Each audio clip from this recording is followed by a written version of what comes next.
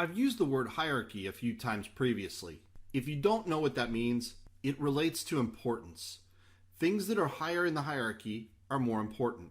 A common use of hierarchy would be a table of contents, an outline, or a business organization chart. Here's an example of that. Can you identify who the leaders are? What about the subordinates?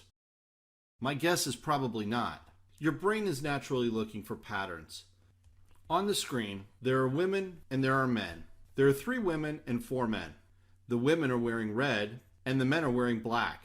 There's no differences in the images of the women and the images of the men. So there's really no clues to importance here, unless you want to put some false emphasis on the women wearing red. What about now? Who's the leader? Who are the managers? Who are the subordinates? So what changed to clue you in? Well, size is a primary distinguishing factor. The woman at the top is larger than the others, and she's at the top. The people decrease in size as they go down the chart.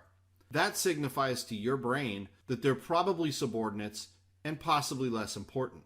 The fact that there are 3 rows causes your brain to create a grouping at this level. It identifies on its own that those in the second row are not part of the third row. Remember this example from before? Which one's the headline? How do you know? They're the exact same sentence. There's absolutely nothing that differentiates the two. How about now? Which one's the headline? This time, how do you know? What changed? It wasn't the sentence. The larger and bold font was probably the key here for you. So what's the point of this for training materials and presentations? People naturally look for structure. They look for clues to grouping of information.